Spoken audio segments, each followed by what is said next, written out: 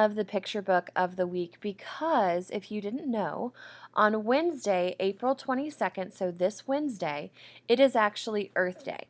Now, what is Earth Day?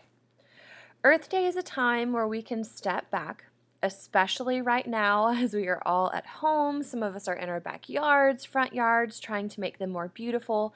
And we can think about ways that we can help the trees in our yard. We can pick up litter like we've been doing a lot as a school. You could even replant any bushes that you see might be dying. You can move them to another spot. Or you could also get flowers and you could put them in flower beds or plant a garden. So Mr. Cantrell and I over the weekend, we planted some squash and we also added a few more peppers to our garden. And so this spring and this summer, we're going to be able to go into our garden whenever we need some of those vegetables to add to our recipes. And then that way we know that they're fresh, we know that they're healthy, we know that certain chemicals and things haven't been added to them. So it's pretty exciting if you guys can plant a garden. Ask Mom and Dad if you guys have room. That might be a fun Earth Day project. I encourage you at some point this week to try to find one way to help the earth or help the yard and the plants and the trees around you. And as you do that, have Mom or Dad or grandparents send me a photo because I would love to see what you're doing to make the earth a better place. I will take a picture of our garden and I will share that with you guys on morning meeting at some point this week. So I'm excited about that. So our picture book for the week is Kate, Who Tamed the Wind. Now this is written by Liz Garton Scallon and Lee White. Here we go. I'm so excited. Ooh, that's nice. It has some different leaves in there. Kate, Who Tamed the Wind. Once there was a man living all alone in a creaky house on the tip-top of a steep hill. The man lived all alone in the creaky house on the tip-top of a steep hill where a soft wind blew. The man lived all alone in the creaky house where the curtains swung and chimes spun as a soft wind blew. And blew. And blew. The wind blew until the shutters bonged in the creaky house on the tip-top of the steep hill. I see a lot of onomatopoeia here. The wind blew, the shutters banged, the boards bent. So are the boards, are the windows, are the shutters actually moving?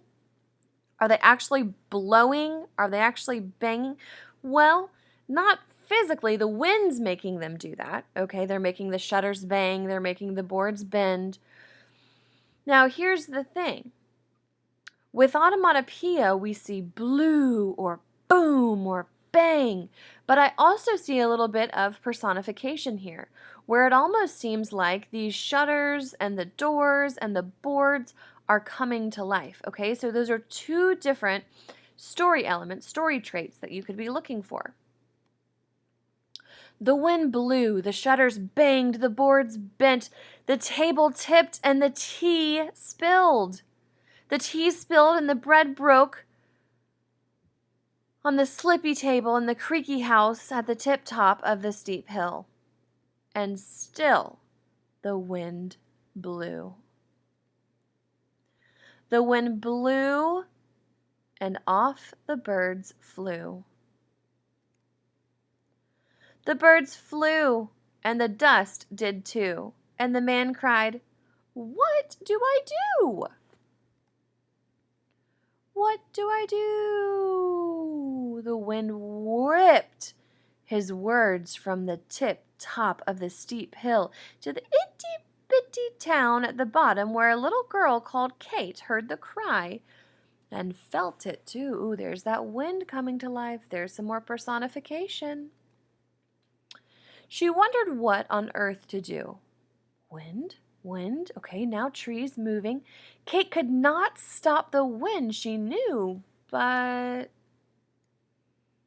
she could wheel a load of new trees to the tip-top of the dusty hill in her wagon. So here she is. Look down there in her wagon. So she has some little seedlings, some baby trees there, and she's thinking that she can add this maybe to the man's house. Why do you guys think this might help? Go ahead and tell me. I don't know. Let's see. That was a good guess. There, Kate dug deep holes and watered muddy mounds until the trees grew. As the trees grew, the wind blew. The trees grow, the wind blew, and the time flew. The time flew as the trees grew and grew. I'm hearing also a lot of rhyming. This is almost seeming like poetry. And Kate did too. Oh, look at how they've changed. The trees grow until the leaves fluttered and the shutters stiffed and the boards bounced back. Oh, a lot has changed. The leaves fluttered, the shutters stiffed, the boards bounced back, and the dust died down. The dust died down, the tea steeped, and the birds peeped. So steeping is when a tea is done and it makes the whistle sound. The birds peeped, and the old man poured sweet tea and said, "For you," near the quiet house on the tip-top of the green hill. Look at all of the trees that are there now after time has passed, where a bright breeze blew. So look at where she planted all of those trees. The trees are acting as a buffer or a wall that can protect the house from all of the wind at the top of the hill because it's a little bit higher. A vocabulary word for higher might be elevated. Everybody say elevated. Awesome job. So because this house is elevated and it's higher, it's probably going to catch more wind than if you were down in the town where Kate lived. So she decided to add this buffer of trees to help a little bit with the wind. I hope that you guys enjoyed this book today.